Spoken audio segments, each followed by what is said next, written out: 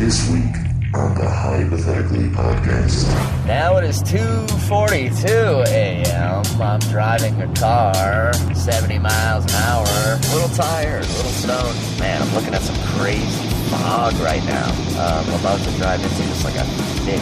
Man, this is like something out of a movie. Like the fat of an ancient king with grace, with dignity, but instilling fear in all who behold it with their eyes. I don't even know what that was an impression of. We're on the Mass Pike, though, I know that, motherfuckers. Did I dish too many deep skies? It was clear.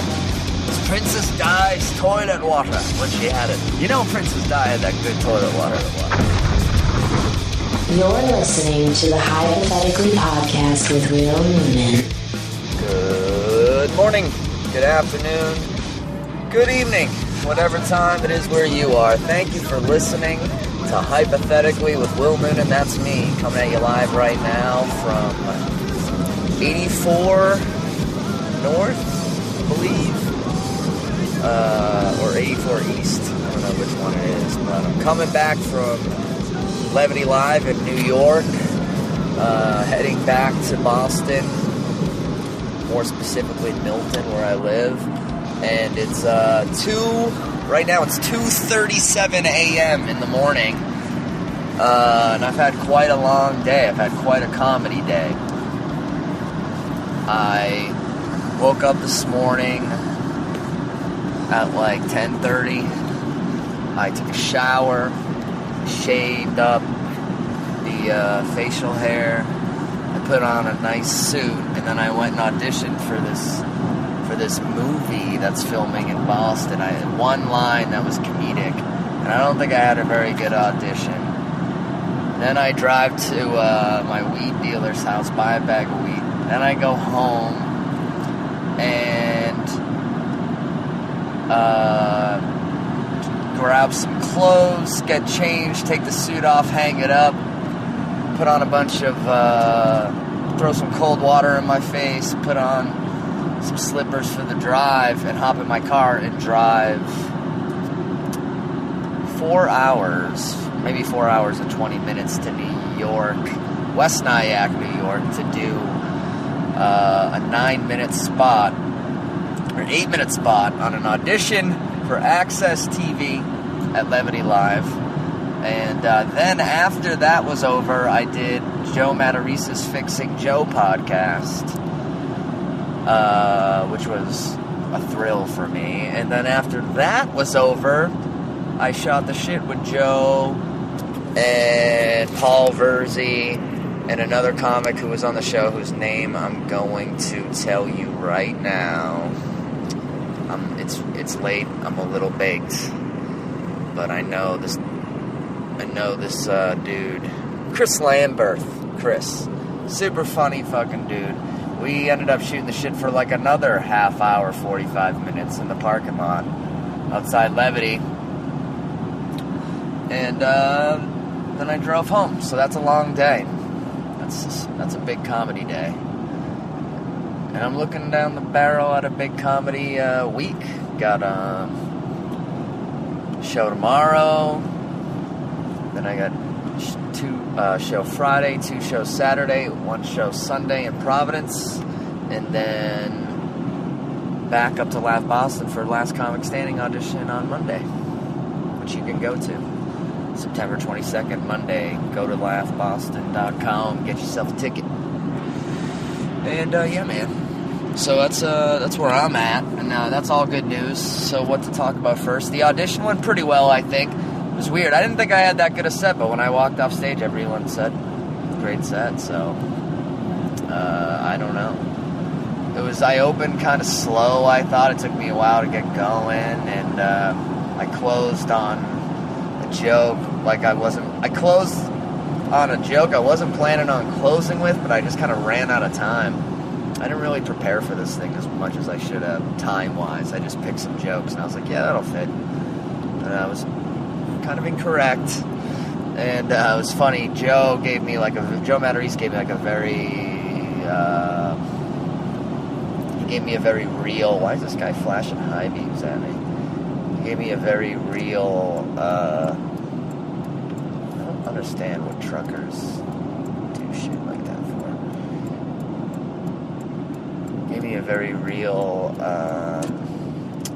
assessment of my set, and he was like, yeah, the middle was the best part, and he was like, and that last joke was kind of like, he didn't say hacky, but he said something that meant hacky, and then he was like, that's like something that would work up at a bar show in Boston. And I was like, yeah, he's right. The truth hurts. And Paul was really nice. He was like, you had a great set, man. You had one of the best sets of the night. In my heart, I felt like I kind of had a B minus set, but still a professional. I still did the job, got the laughs, had some applause breaks and shit. It was fun.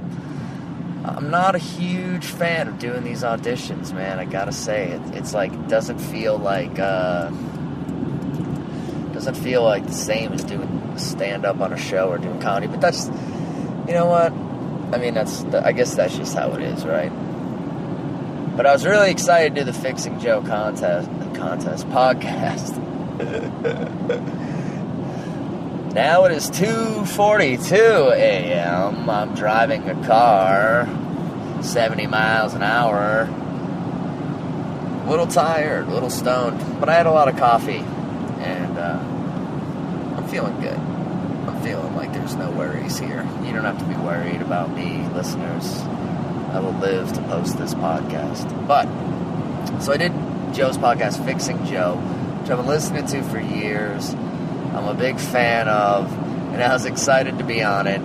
And I don't know if I did that good a job on the podcast either. We were kind of rushed because Paul was waiting for Joe, and they had a time constraint, and it was just like, we didn't get to everything. And I felt like I started to talk about my parents and how they drank.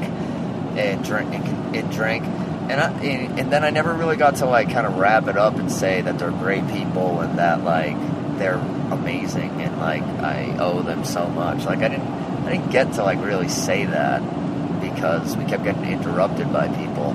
I feel kind of bad now that I'm driving home. I'm like, man, I hope it doesn't come off like I hope I don't come off like I have anything against my parents, because I absolutely don't. I love my parents. They enjoy a cocktail, but that never held them back in life. They have been much more successful at drinking and not ever getting in trouble with it than I was. So I don't want to paint them in that way ever. I feel kind of bad now that I'm driving back. I'm like, I hope, Joe's podcast is very popular and a lot of people listen to it. And I'm like, I hope it didn't come off that way. But I think I got it in there that I think I got it in there I had a good childhood. I don't want to make it seem like I had a bad childhood. I think I said that. So I love my parents. Just want everyone out there to know that. But it also, I'm still learning how to give interviews and shit. I'm not a fucking pro at that or anything by any means. So another lesson learned. Watch what you say.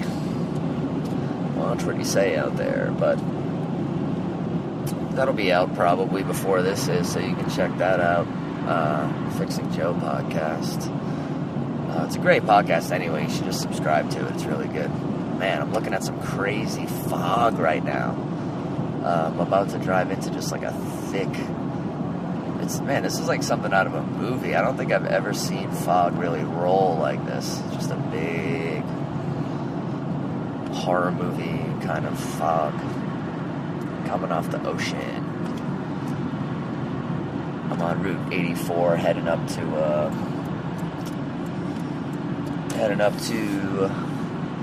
get on 90. It's going to be a different type of podcast, guys. I'm definitely laid back and sedate right now.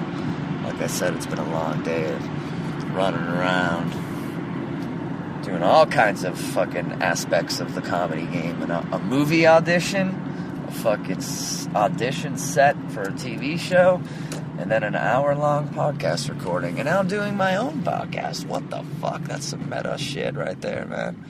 That's what am I, Adam Carolla? Fucking filling the day with work. I'm in the middle of the fog right now.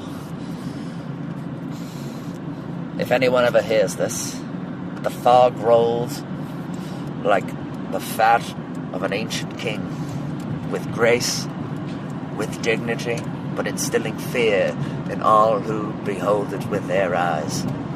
The fog put its arms around me like a pope consoling a leper, lovingly, but at a distance as well. I don't even know what that was an impression of. Is a book on tape? I don't know. We're on the Mass Pike, though. I know that, motherfuckers. Back on the bike ski. So, that's pretty much what's on my mind right now. I'm worried that I dissed my parents on Joe Matarese's podcast and that some cousin or aunt is going to hear it. It's going to get back to them and my mom's going to listen to it and I know it'll fucking bum her out. So, I'm contemplating editing it out. Should I call Joe and edit it out or have him, like, put a thing at the beginning, like, you know, I love my parents and I don't want to make it seem like they were bad parents, or should I just leave it be? I don't know. I think I'll just leave it be. And then if something bad happens, you can always go back and take a podcast down or like edit it. I'll be like, Joe, can you give me a solid and just like cut out that little bit?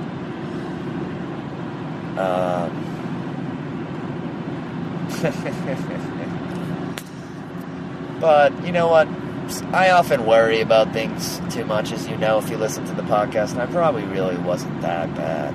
Like, I probably just said, like, I just remember saying, like, there was a point in my childhood where my parents were drinking, like, a bottle of wine a night, which I guess isn't that fucking bad. I know a lot of people that do that. That's not, like, the end of the world.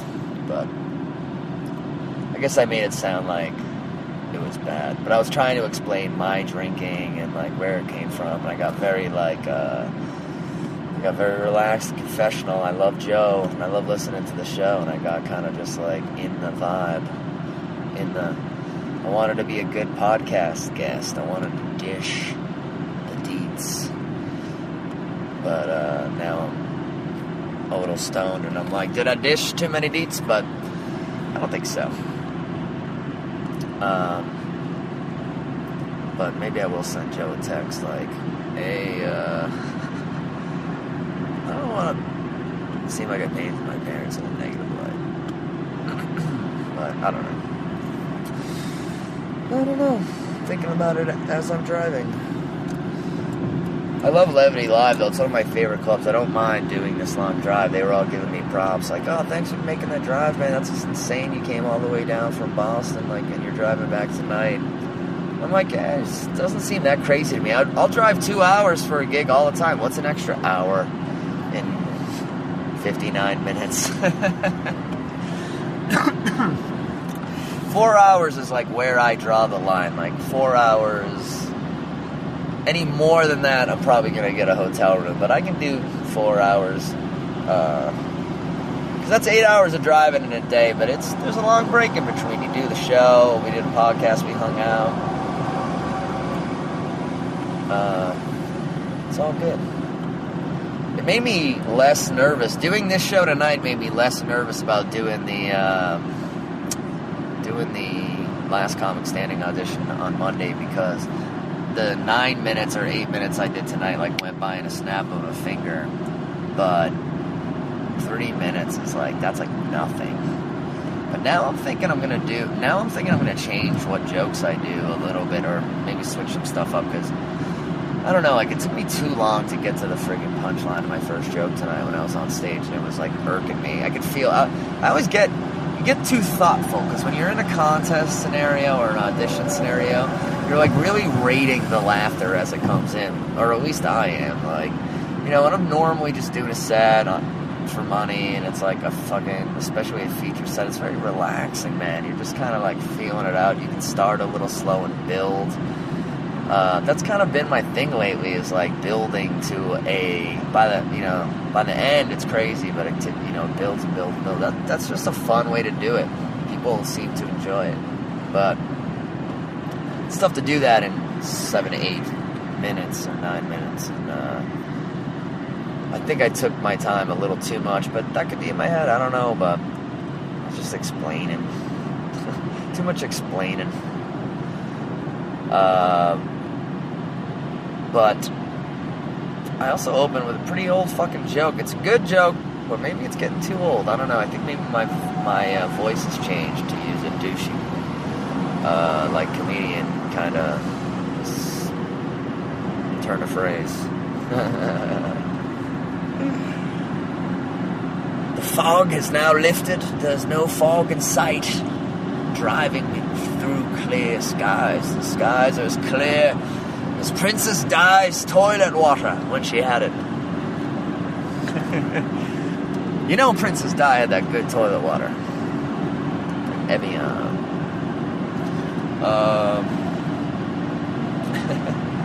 Maybe I should do all my podcasts at 3 in the morning. I'm talking about some weird stuff. I got one headlight out right now, so I'm also very paranoid. It hasn't been a relaxing drive home. So I'm like, hey, boy, am I going to get pulled over because I have one headlight out? I hope not. People who've been listening to the podcast a long time will know I used to sing a shitload on the podcast. I don't sing that much anymore. But I used to sing a lot. Got a lot of emails where people were like, you don't need to sing as much anymore. Man, I did thank my parents on the back of the album. You know, that was a good thank you. A lot of people see that. I give my parents love a lot. They should be able to take a slight bit of criticism. How many people listen to Fixing Joe? Anyway, am I right? Am I right? All I said was that I used to polish off a little wine. But I did say I kind of learned drinking from them, which I think is fucking true, but I don't know, I guess that's not really right to blame it on them, but like, I always kind of thought drinking was kind of cool because they made it seem so fun. And drinking is fucking fun, but I definitely associated it with like relief and like kind of, man, you know, like I'm having a bad time, like I need a drink, like, and I think that's like kind of a negative connotation. I heard a saying once, like, you shouldn't drink to feel better, you should drink to feel even better. That's a really good saying. But I didn't hear that saying until after I quit drinking. So it was fucking useless to me. And I don't think I would follow that advice anyway. I'd be like, I feel better this morning. Might not feel a little bit better this morning. Yeah, well, you're a dick. You're a dick. You got nice parents and you aired a little bit of their dirty laundry on somebody's podcast. What are you doing? What are you doing? You're a dick. These podcasts, man, you get very relaxed, dude. You just start like fucking talking, flowing. You're just two dudes sitting in a green room. That's like it's very easy to just start shooting the breeze in there, and got a little bit carried away, I guess, a little too honest. But I also was very honest about myself and like how crazy I was and how like it was just all about me, like. So I don't know. Maybe I'll have to listen to it, and then if I know Joe, he's cool. If I need to call in and Skype in like a quick like, I'm sorry, he'll let me do it. So I think it's gonna be okay.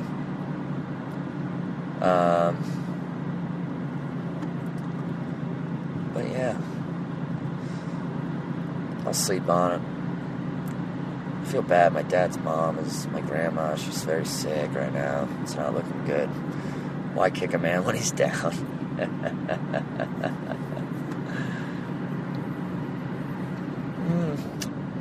Wow, Will, let's think about something else. I agree. A lot of abuse in the NFL. That's all everyone's talking about.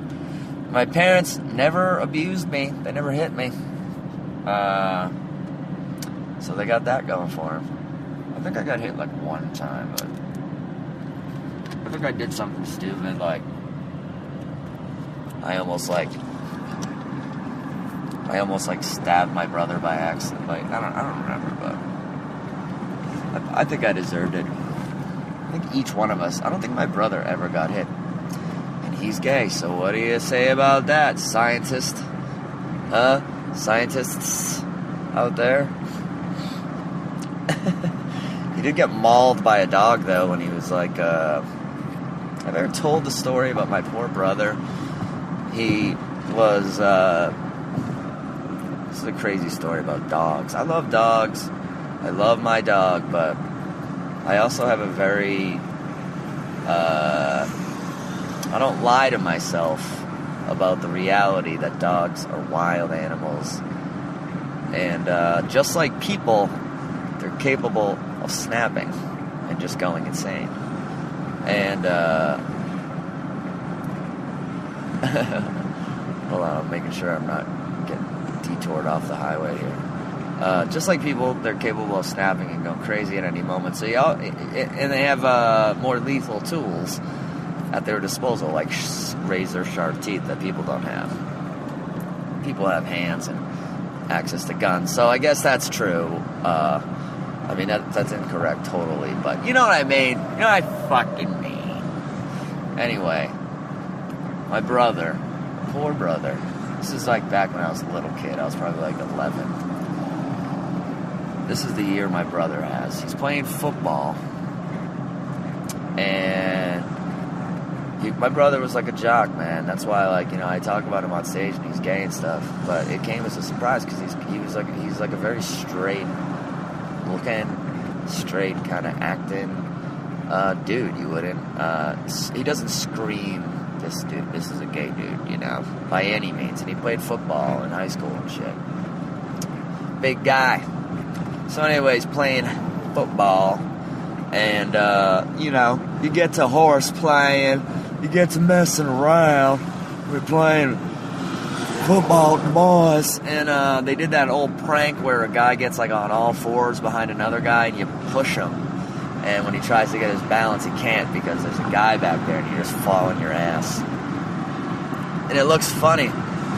And I've been a part of many of those in hockey and football and everything, and actually I only played football for like 3 minutes. Then I quit because it was too rigorous, too violent. I'm not violent. I played hockey forever, and hockey's a little violent, but football was just like, what the fuck, man? No one tells you that football practice starts like in August when it's hot as fuck. You play your games when it's nice and cool and it's fall, and I remember being like, this looks like fun. You know, I went to a game and watched. I'm like, this looks like a good time, man. Fucking chicks on the sidelines with their sweaters. Nothing like a chick in a cashmere sweater. Ooh, boy, you ladies out there with your cashmere sweaters, this song's for you. Chicks with cashmere sweaters are dope, man. On the sidelines, gray cashmere sweater, fucking leaves, little bits of leaf in them from the... They were horseplaying. They were doing their chick horseplay, pushing each other into piles of leaves. Like, don't fucking do it, Shanna. Don't push me in the leaves, you know? I was like, I'll play football for these chicks.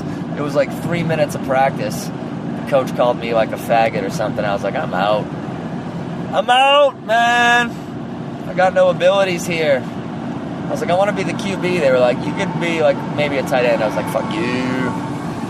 I don't even know what that means. Peace out. I'm not a football guy.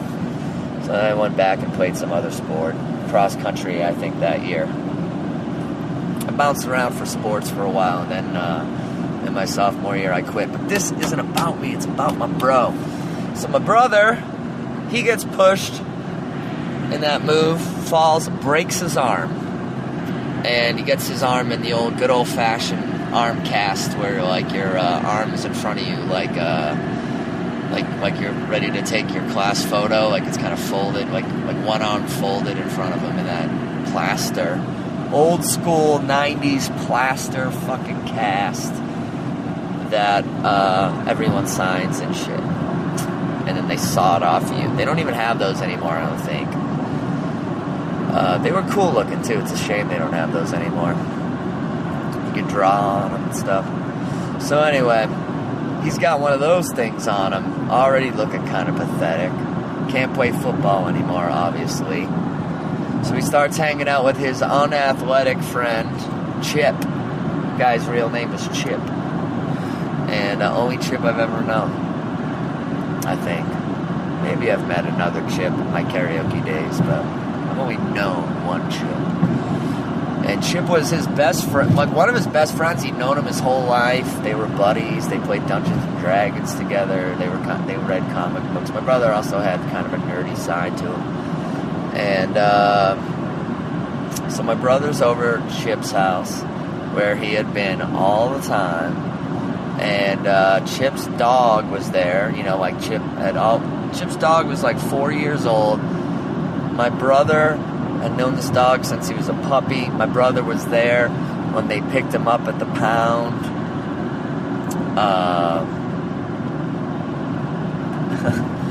You know, my brother, this was like, the dog knew him like he knew anybody. And my brother's sitting there in the recliner reading a comic book. And he looks at the dog and he kind of like makes the like face of the dog, like, hi. He just kind of like smiles at the dog, he says. The dog just gets up, runs at him, and bites him right in the face. Bit him, like, in the nose and mouth, top of his mouth. Like, if you take your hand right now and make like a circle, like a zero sign with your fingers and thumb, and you put it like on the bottom of your nose. It was like that whole space, like, yeah, it was, his nose was hanging off of his fucking face, so you could see into his skull. It was disgusting. So they rush him to the hospital. He looks like, it looks horrible. They don't know what the fuck, they don't even know if he's gonna like be a freak, have no nose. They don't even know if his nose is like attached. There's so much blood. My dad, who's like a Boston policeman who's seen everything, who's like, you know, like, seen murders and dead children and like fire, like, victims and everything, like, turns green and almost faints in the ER when he sees my brother. I didn't see any of this, by the way. This is just all like the story that I've heard. I was just a little kid. I was home with my sister the whole time. And he, you know, like, he comes home and he's got, like, bandages all over his face. He's got a broken arm. Well, actually, he didn't come home for a long time because he had to have, like, multiple surgeries, plastic. He had to have, like, first thing he had to have was just, like, the motherfucking Frankenstein surgery where they just, like, sew you up. Then they have, like, a plastic surgeon come in and kind of like make it look good, and then he's got to see you like over the course of like 3 or 4 years. He had to have like a plastic surgery. Like he had like one big one at the beginning and then like 3 kind of little adjustments over the course of like 3 years. And now you know, you would never know. He had like a little thing on his lip for a few years. Like, I mean, even right after it happened, like even I would say, like, I mean, it's a long time ago when I was a kid, but I would say even, like, 4 to 5 months after it happened, like, you know, you had to look closely to see the scar on his face. Like, they did an amazing job. I'm sure nowadays they could do even better. This was just in Milton Hospital. But, man, my brother was, like, so pathetic looking. Like when he had that broken arm and he had these bandages all over his face and he's in this hospital bed and he was on a ton of fucking painkillers for the first few days. And I remember one of the funnier things that happened was my brother was going to a private school at the time, and the headmaster of the school was an Episcopalian minister, and he came to visit my brother, but he had just done some like minister work, so he was dressed like a priest. And when my brother, like, came out of this, like, painkiller-induced, like, haze and sees, like, a priest standing over him, he started to, like, freak out. Because he thought he was dying, he was getting the last rites, and he started to, like, say his goodbyes. And it was very funny. He started to speak in Latin, which is even funnier, because he was taking Latin in school and decided If he was gonna die, he was gonna die speaking Latin. That's my brother, in a nutshell. Classy guy all the way, dying speaking Latin. And it kind of ruined his friendship, unfortunately, with Chip, because we were never going to, like, sue them. We're not a litigious people, my family, but they were afraid we were going to, so the parents kind of, like, iced us out and iced their friendship out. We used to, like, go on vacation with them and everything, but I was kind of glad, to be honest. I wasn't a huge fan. You want to talk about drinking? Those vacation days, man, were some crazy, crazy days. But,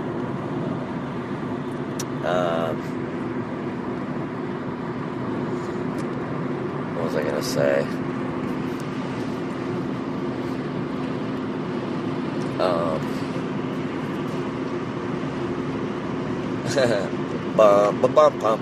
I love my brother, by the way.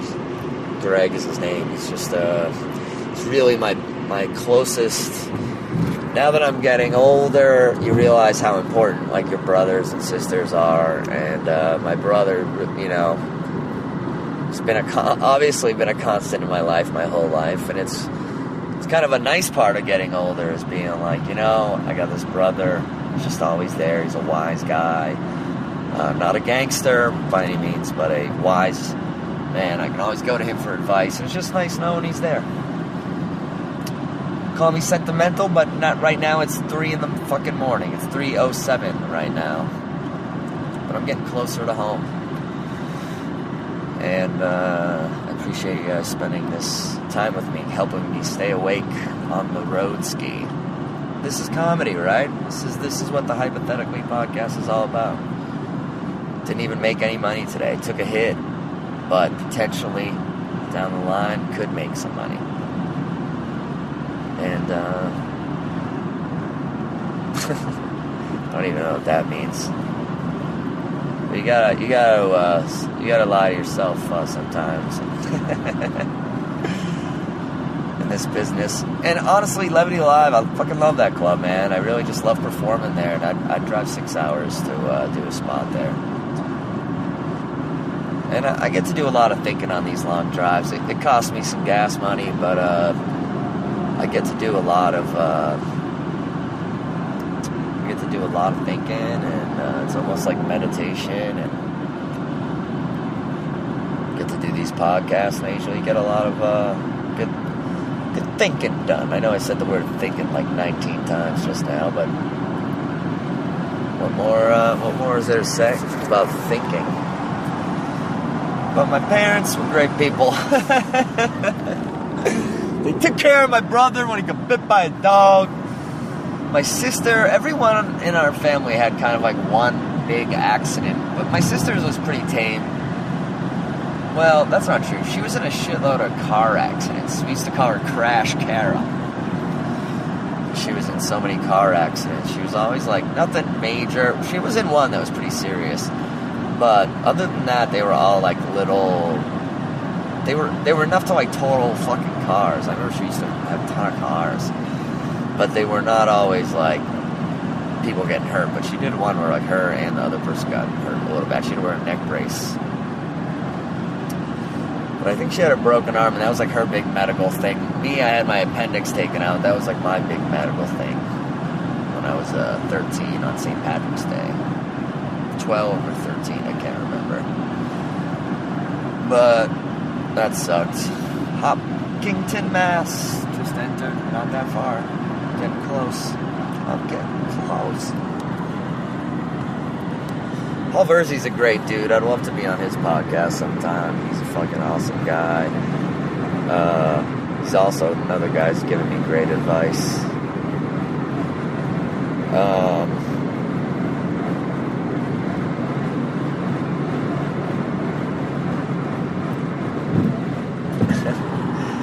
Man, I can't stop thinking about what I said on that fucking podcast. God damn it!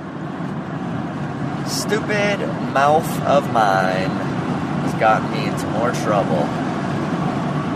And then my stupid brain just loves to just like roll it over. It's like a fucking hamster on a wheel. It's like, yeah, keep thinking about it. But you know what? The more I think about it, it's probably going to be fun. I think I just said they put away some booze. And I think I also said I wanted to be in show business when I was a kid and they wouldn't let me do it, which was kind of like a stupid thing to say. Like, it's like what most parents don't want to do that with their kids. But I always kind of wished, like, my parents, like, just, like, I don't know. Like, whenever I see one of those comedians who's, like, 15, or I meet a comedian who's, like, a kid, and his parents are, like, taking him to the comedy club, I'm like, man, I would have loved to have done that. I probably would have done it with a little bit of encouragement. I probably wasn't a brave enough kid to, like, come up with that on my own and, like, take it to my parents, which really isn't on them, it's on me. But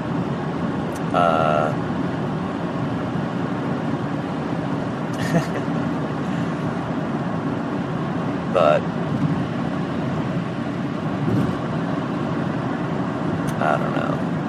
I don't know, motherfuckers.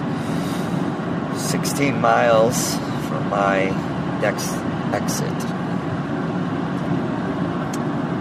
I hate driving with one headlight out. It makes me feel like a target for the police.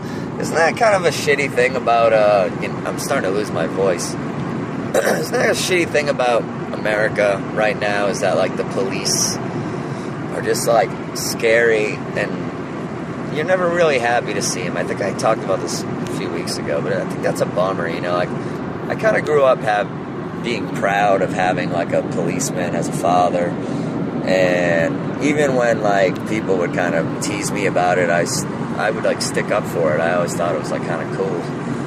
And, I remember thinking, like, if I ever make it, I'm gonna, like, have a charity for, like, policemen's wives or something like that. Because I just don't think the cops get enough love, like firemen get all the love. But then, like, you know, all this shit keeps happening over and over again. And, like, my interactions with most cops, I have some friends who are cops and they're cool guys, and, you know, Boston cops or cops and New York cops, like, they tend to be cool fucking guys.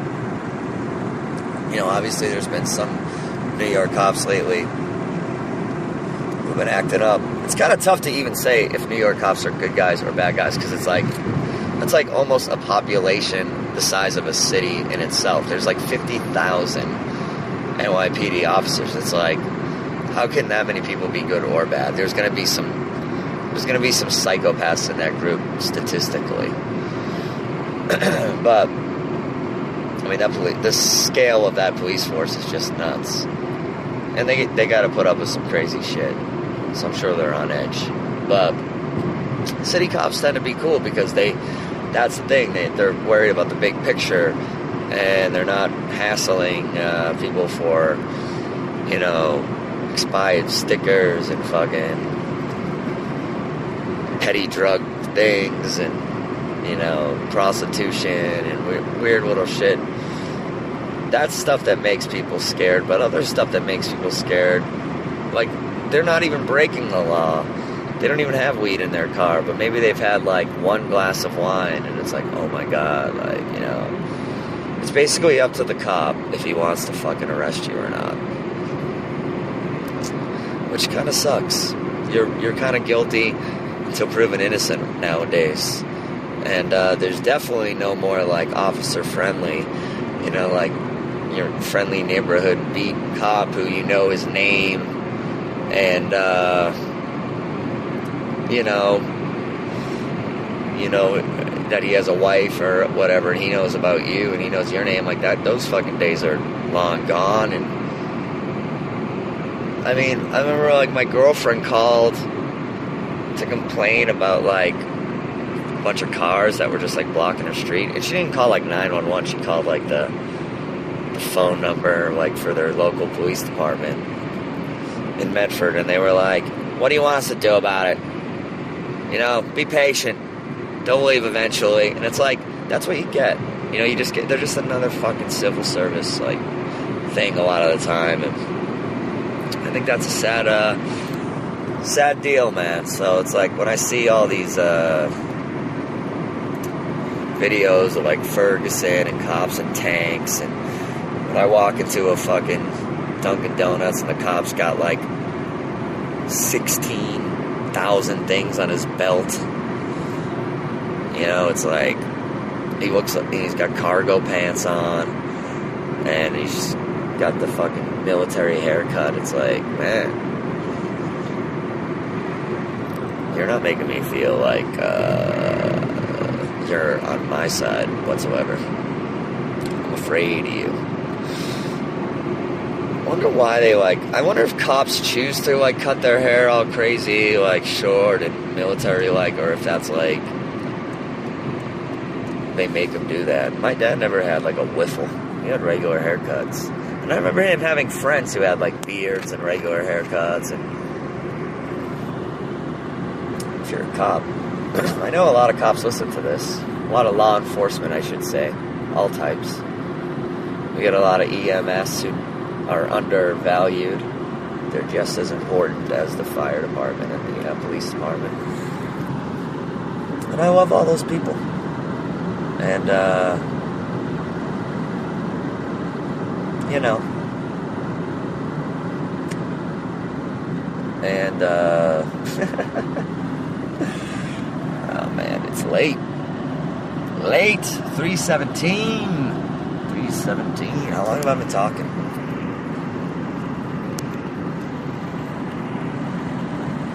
I'm gonna keep going, man. I'm gonna keep trucking. All the way to the driveway, maybe. So got a little fight with the girlfriend today. You know, she's on the West Coast for a few months. As long as I'm getting myself in trouble, let's just get it all out there. But we made up real quick. It's one of the positive things about our relationship, I'd say, is that we try and fight, but resolve it pretty quickly. It's rare that our fights last more than a few hours. Even it's very rare that we go to sleep angry with each other. It's a rule we try and it's a rule we both try and keep, is not to go to bed angry, because that shit can carry into. Once you get into that territory, you can start carrying things for days and days and days. But we've always had that rule, but it's gotten to the point where we don't even like to. I don't personally like to keep it going for 5 minutes. I'm let's just get it out and then be happy. And we can do that a lot. We did that today, and it was me. I'm a little,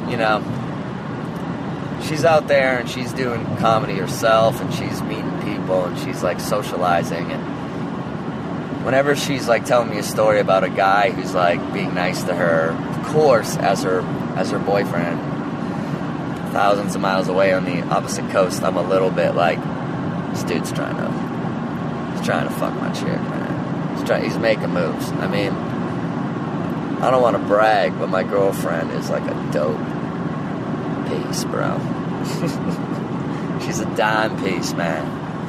And, I had a love at first sight reaction when I first saw her, and I'm sure a lot of dudes do the same thing. And, so I get nervous. I know she can take care of herself, but I still get nervous. And, she was talking about this dude who I don't even know. I don't know if he's a nice dude or a bad dude, but she was yeah, he's hooking me up with, this spot and blah, blah, blah. We're hanging out, later on, and I was all right, just make sure he doesn't, creep on you. Haha. One of those, making a joke, but kind of serious. And, let's just say she got a little pissed. She was it's not what I'm doing, it's not what's going on. And, she's right. And, we buried the hatchet real fast, but I think, I don't know,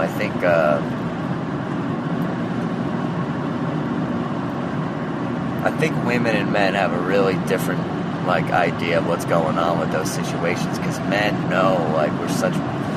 we're such predators when it comes to women. Like, when it comes to getting women. Even the nicest hipster, blogger, male feminist, once he gets his sights set on a lady, you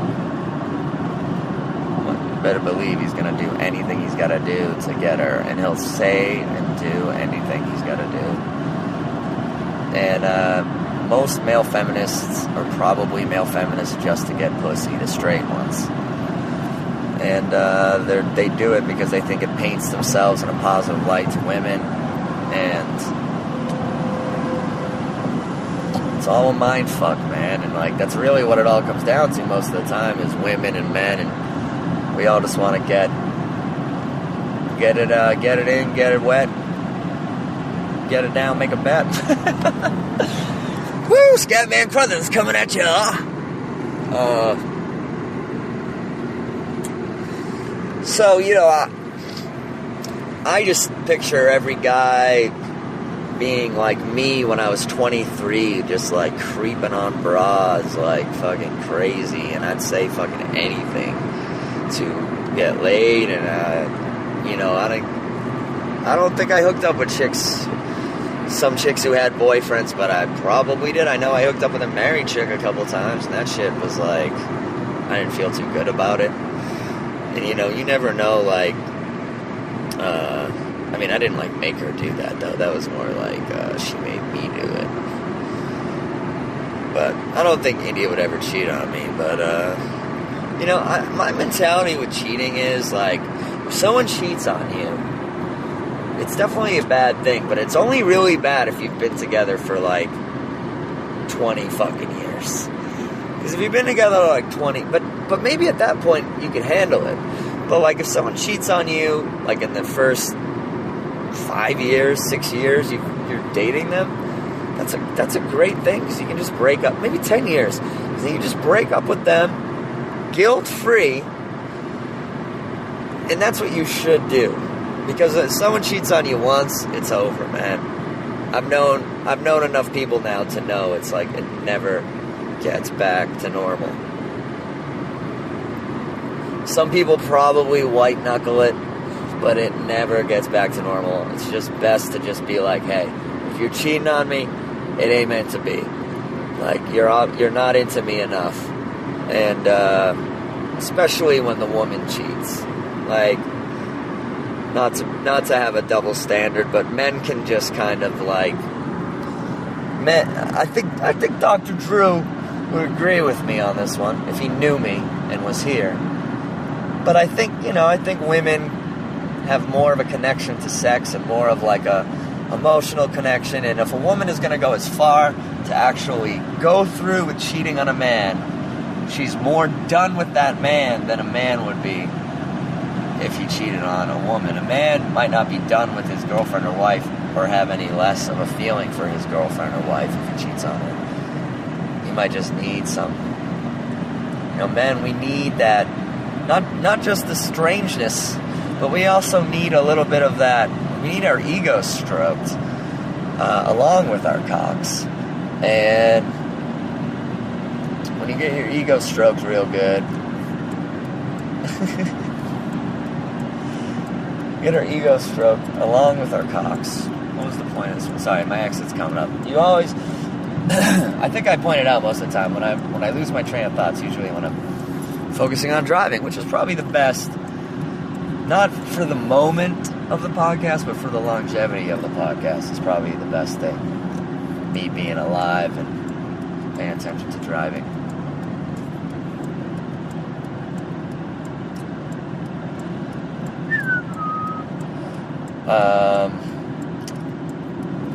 But I've known some men to cheat on their wives from time to time.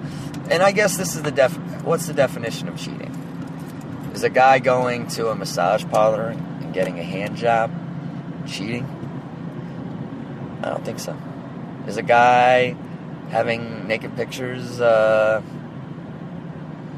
sending naked pictures with some chick he met in the chat room cheating? I don't even think that's cheating. It's not great. It's a crack in the foundation. More of a chip. Shout out to Chip, my brother's friend. call back. Shout out to Chip, you crazy dog-owning motherfucker. If you're wondering what happened to the dog, they killed it.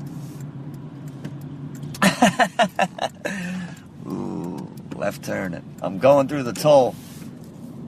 And the bell tolled for the dog. Oh, and you wanna wrap it all up with a little bit of Irish irony? You know what the name of the dogs? You know what the dog's name was? Banshee. The dog was named Banshee. So my brother had his face ripped off by a banshee, and he almost died. But ironically, Banshee died. After my brother screamed, "Whoa. Whoa, dude." Just broke that. That's probably a fucking 30-year incident, and I'm probably the first person to point that out. No, 20-year incident. But I'm the first motherfucker to point out that my brother, that dog died after that dog named Banshee died after my brother screamed. That was hard for you to get out, Will. I agree. Talking to myself now in the third person. We've reached that level. 3:30 a.m. No, actually, what time is it? It's 3... I have to deduct 10. Oh, it's 3:27. Wow, I'm an idiot.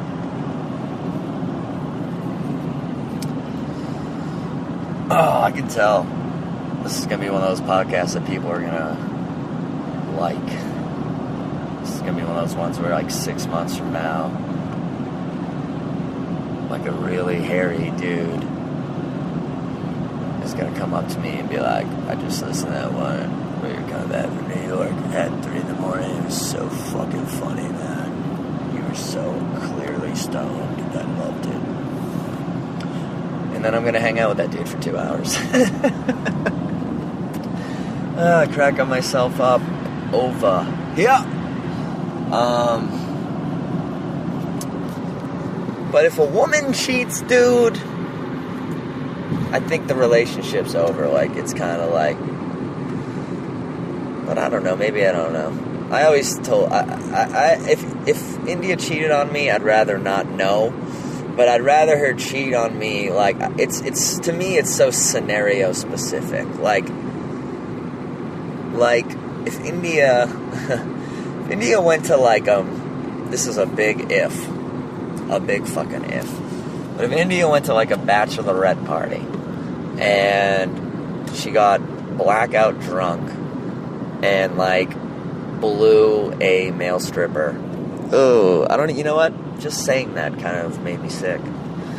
So I'm gonna go back on that one.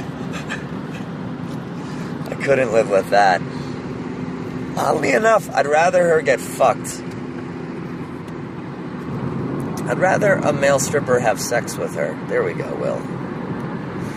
Than her have oral sex with a stripper. We're talking about possible. Well, who knows who we're talking about?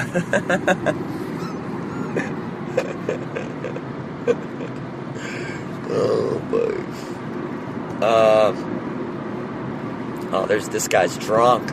Dude, get off the road, dude. You hammered, dude.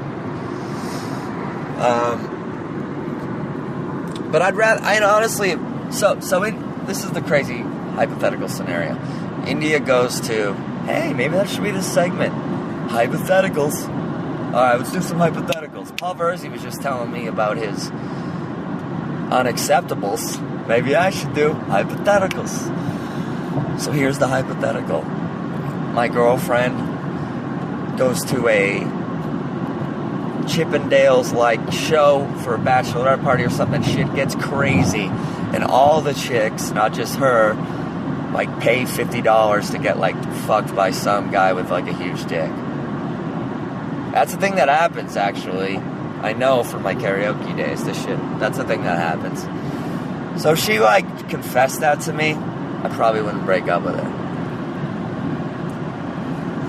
I really wouldn't. I'd be like, alright. I'd be like, alright, I'm not really happy about that, but I guess that's okay. Like, I'm cool with it.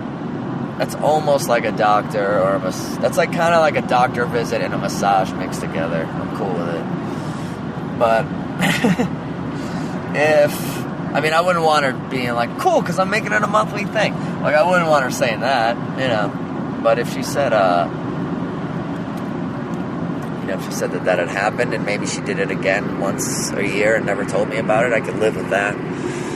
But no oral, and but yeah, even right now, I'm thinking about it. It makes me kind of sick. But I could probably live with that. I could probably mend that fence. But if she got, went out to a club and just like a comedy club or like a bar and just like hooked up with a comedian, forget about it. It would be a text. It would be a text and I never answer the phone again. And, whatever. I don't think that would ever happen, so. But that's my big point. If she did that, I don't know if I'm trying to think if I've ever really been cheated on. I think I was cheated on, I was definitely cheated on a little in high school, but who gives a fuck, man? I know a lot of people who listen to this are in high school, and, just know, man, and definitely, enjoy yourself and have fun, but, don't sweat it. Don't sweat the problems you're having right now, because, in 15 years, all you're going to remember is, that you felt shitty during long periods of time, but you won't remember why, and you won't remember the specifics at all. You won't even be able to remember them when you try. And right now, shit you think you're going to remember for the rest of your life, you're going to forget. And it's going to be gone like a fucking ghost. Like a phantom. Just out of your mind. So, and then you'll just remember the good times, and you'll remember that there were some bad times. But, your 20s are going to be awesome. And that's really what you got to look forward to. So, don't sweat it if you're having a rough time in high school right now or in the future, because like I'm saying to you right now, I had some times where I thought my life was over, where I thought I was fucking I thought I was super depressed, and I thought I had big problems, and I thought things couldn't get any worse. And I realized I was just kind of learning how to feel, to say something super gay. But you know what? It's not gay. It's just real and from the heart. But I can't handle that, so I gotta make a joke about it. Oh, man. It's 3:34 in the morning, and I've been driving for 4 hours. And I've been performing for people in various aspects almost all day. And I've been to 4 different Dunkin' Donuts today. It's pretty crazy. On the drive home, I got one medium hot coffee. Drank it before I got to the next rest stop. And I was like, you know what? Self? I need another one. I need another fucking medium hot coffee. There's a little bit left in it right now. I tried not to drink the entire thing, because I did a little science in my brain, and I was like, hey man, that's how my brain talks to me sometimes. Hey man,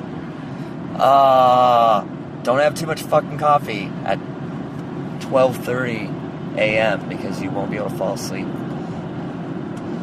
And that was probably some good advice I was giving myself.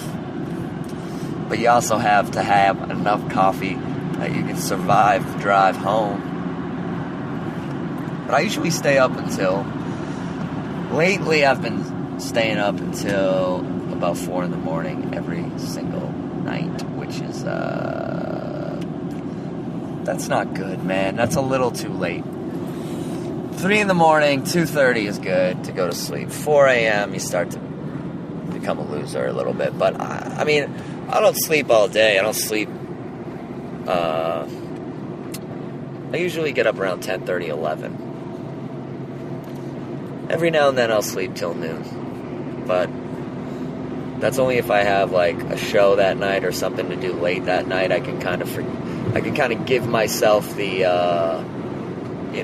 give myself like the noon. Like tomorrow I'll sleep till noon, but I won't feel bad about it because I'm had a hell of a fucking day today. I earned myself a few extra hours of sleep. But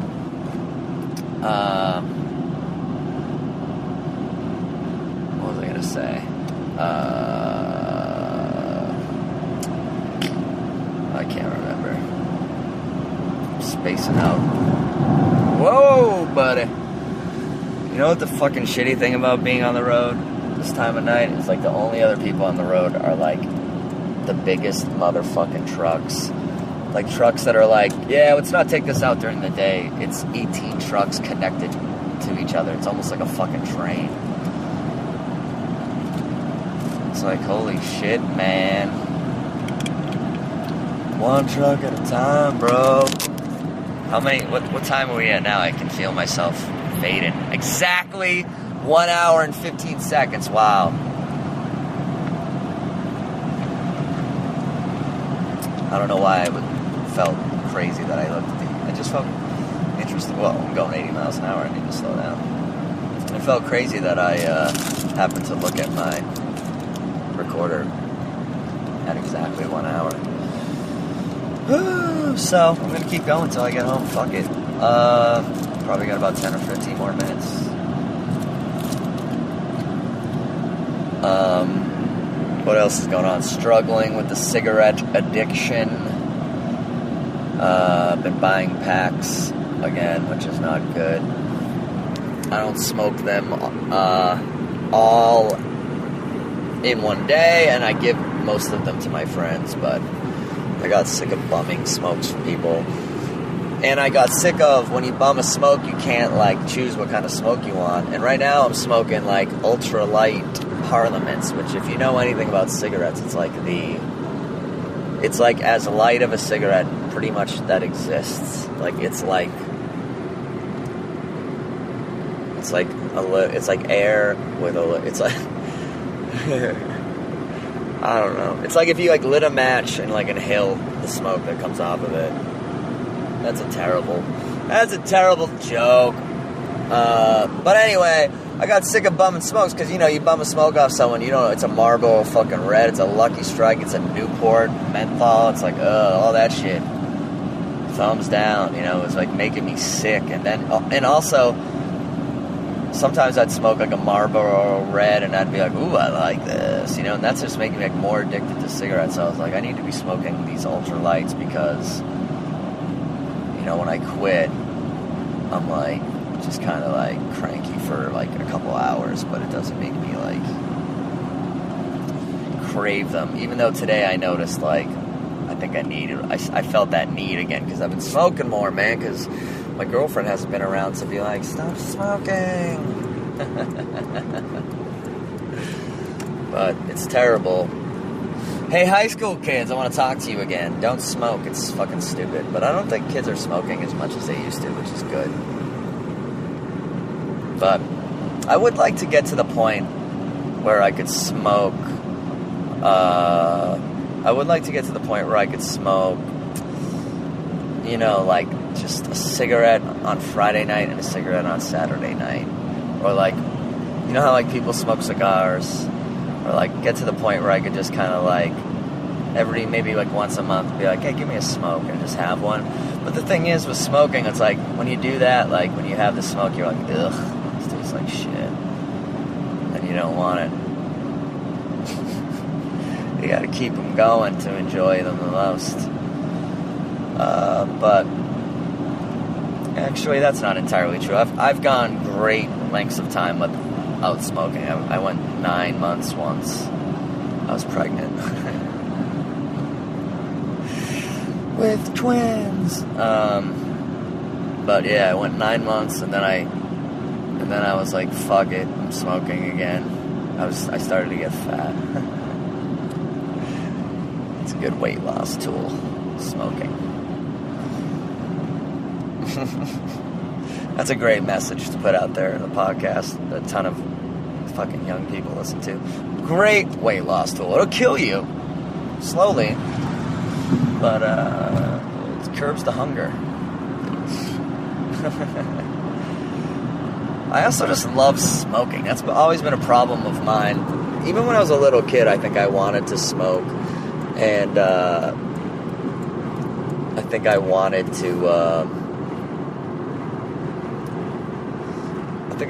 to smoke, and I wanted to, drink. Like, even when I was a kid, I, remember being like, when I'm old, man, I'm gonna fucking smoke. I used to see people smoke on TV, or, people, even, not on TV, my parents' friends. My parents actually didn't smoke when I was a kid. They had already quit. But they had friends who smoked, and I thought it looked cool when they did it. And I feel bad. I know my oldest niece knows I smoke. She caught me one time smoking at a barbecue. I thought I was, way out of sight.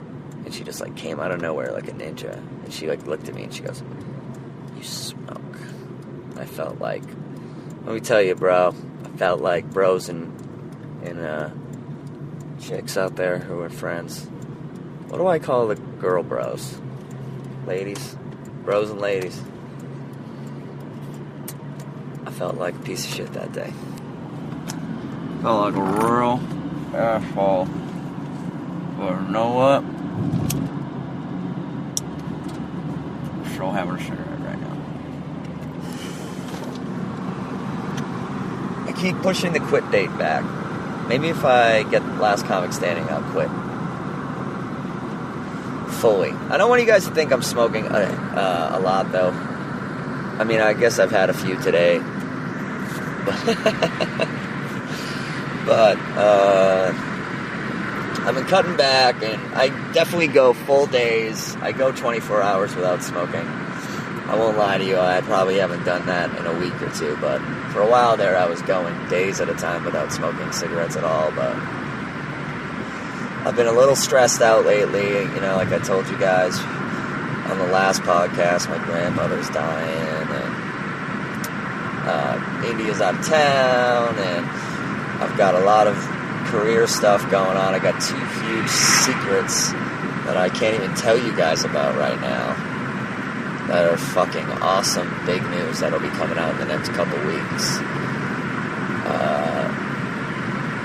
that I wish I could tell you about right now, but I'm not that fucked up. I'm not that tired. I'm actually feeling pretty good right now. I'm probably 5 minutes from my house, and I gotta say, I don't know if it's the coffee or if it's just me, but I don't really feel that fucking bad. I'm sure it'll take me another 45 minutes to an hour to fall asleep. I hope that's all it takes. I hope I didn't have too much coffee that I'm up till 6 a.m. That happens sometimes too, but even if I'm up till 6, I get 6 hours of sleep. I sleep till noon, so I'll be fine. But this is comedy. If you're an aspiring comedian, I've been doing this 8 years, and I still do this kind of shit. I still drive 4 hours for an unpaid gig every once in a while. Not as often, but let me tell you, man, when I first started doing clubs, and I'm going to be doing it again soon, when I move down to New York and I start trying to get into new clubs, you got to just go and do a spot for free. And you got to eat the gas money, and you got to hopefully do a good job. You don't always do a good job. You're not going to hit it out of the park every time. I've driven 20 minutes, I've driven 2 hours, 3 hours, had good sets, and no one gives a fuck, and they never hire you again. I've driven 3 hours, had bad sets, no one wants to look you in the eye, they're all embarrassed for you. I've had, and then you have times where people are great to you, like tonight at Levity Live, everyone was nice and sweet. They're always like that there, though, just great people. That's why they always have such good... You can tell, if you look at the comics that are coming in, they're all good guys. All the comedians are bros and nice dudes. You're oh, this is a fun club. The staff must be fun.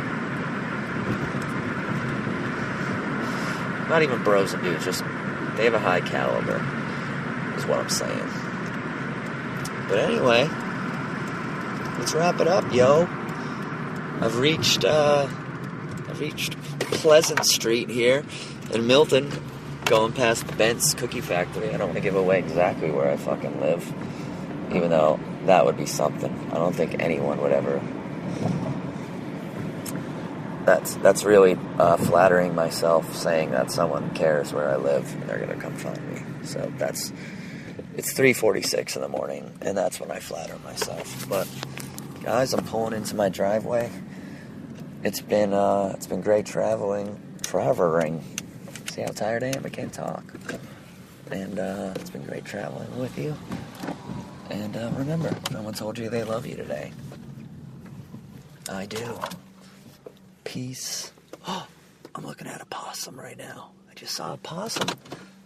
I don't see possums in my yard very often. I think I've only seen one once before. So I'm so happy we got to share that together.